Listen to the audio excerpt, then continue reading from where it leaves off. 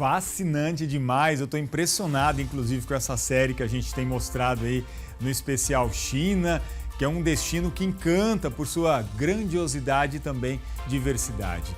De cidades modernas a construções milenares, o país oferece experiências únicas onde a tradição e inovação caminham ali, lado a lado. Nossa equipe viajou até lá para mostrar de perto os encantos e curiosidades de um dos destinos mais fascinantes do mundo. A chegada já mostra o tamanho da China, país que recebe cerca de 65 milhões de turistas estrangeiros por ano. Cidades gigantes, uma organização eficiente e uma mistura entre tradição e futuro que impressiona ao pisar em solo chinês. Passa de 1 bilhão e 400 milhões de habitantes, o país mais populoso do mundo.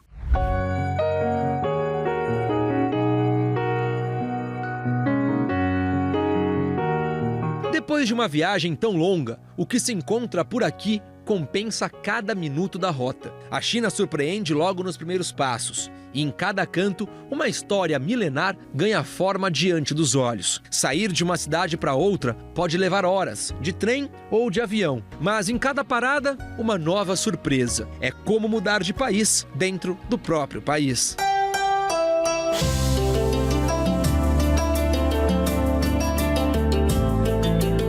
A China é um dos países que mais se desenvolve no mundo, chamado a atenção pelas tecnologias, chamado a atenção pelas inovações. Mas, ao mesmo tempo, tem toda uma contradição, que é a parte cultural, a parte alimentar, a parte da língua, e que isso não facilita, isso complica, às vezes, a nossa chegada na China.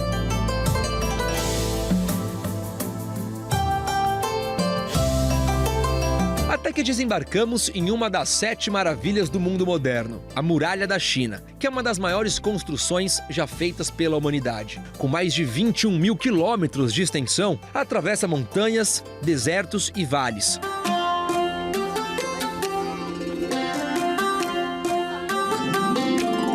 A estrutura imponente chega a ter 12 metros de altura em alguns trechos e largura suficiente para que 5 cavalos desfilassem lado a lado. Construída ao longo de séculos com o esforço de milhares de pessoas, a muralha é um marco da história mundial. Estar aqui é presenciar a grandiosidade de um império que atravessou gerações. Ela começou a ser construída há mais de 2.000 anos, como uma fortificação para proteger o Império Chinês de invasões. Estima-se que mais de 1 milhão de trabalhadores tenham participado da construção da muralha, entre soldados, camponeses e prisioneiros. A construção total dessa gigante levou mais de 2.000 anos para ser concluída. Na verdade, a Grande Muralha é um símbolo da China. Além disso, faz parte da história. Acho que a história da China também faz parte da história da Grande Muralha. Embora houvesse alguns conflitos entre a nacionalidade majoritária e as minorias nacionais na antiguidade, agora, tanto fora quanto dentro da Grande Muralha, fazem parte do território da China. Por isso, quando a nova China foi fundada, nosso primeiro presidente, Mao Zedong, foi até a Grande Muralha e achou-a incrível. E ele disse: "Você não é um verdadeiro homem até vir à Grande Muralha." O que significa que a Grande Muralha deve ser vista como um ponto turístico. Hoje é um símbolo da força, da persistência e da grandiosidade da civilização chinesa. Quando o passado é tão forte, o que ele tem a ensinar sobre o amanhã?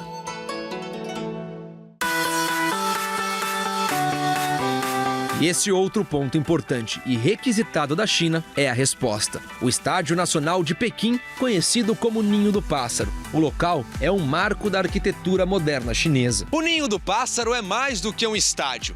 É um símbolo da China moderna, uma arquitetura inspirada na natureza. A estrutura usa cerca de 42 mil toneladas de aço. Além de ter sido palco da abertura dos Jogos Olímpicos de 2008, o estádio também recebe grandes shows, eventos esportivos e culturais e virou um dos cartões postais mais fotografados do país. Construído para os Jogos Olímpicos de 2008, o estádio representa a nova fase da China, ousada, moderna e preparada para o protagonismo global.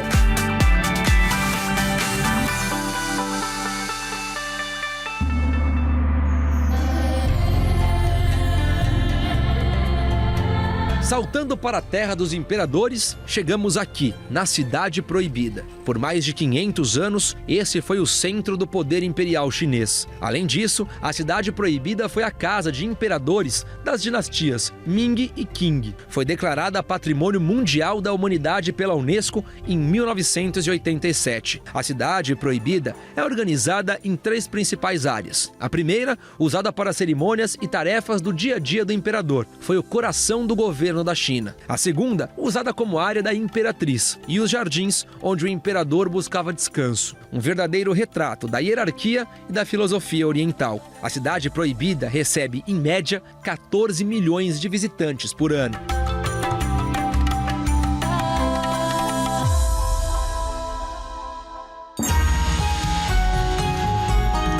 O turismo na China não é só sobre pontos turísticos. É sobre se deparar com uma cultura que sabe olhar para o passado e, ao mesmo tempo, construir o futuro. E isso só é possível porque tudo aqui, de certa forma, continua vivo. Acredito que os elementos culturais são cruciais. Como país turístico, a comunicação cultural entre China e Brasil e sua divulgação ajudarão o turismo na China e atrairão brasileiros.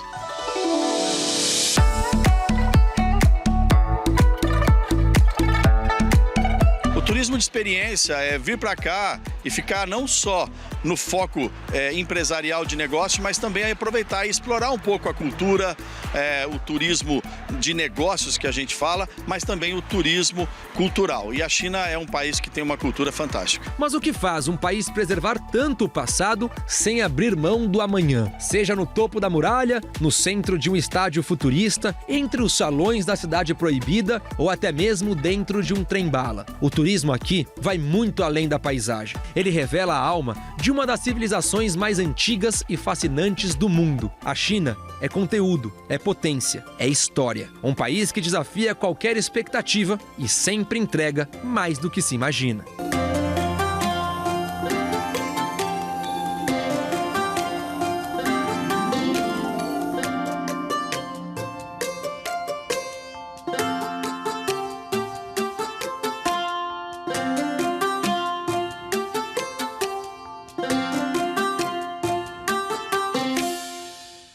Tudo o que envolve a China é grandioso e impactante, não é mesmo? E o próximo episódio será exibido sábado, a partir das 7h15 da noite. E o tema será negócios. Você não pode perder.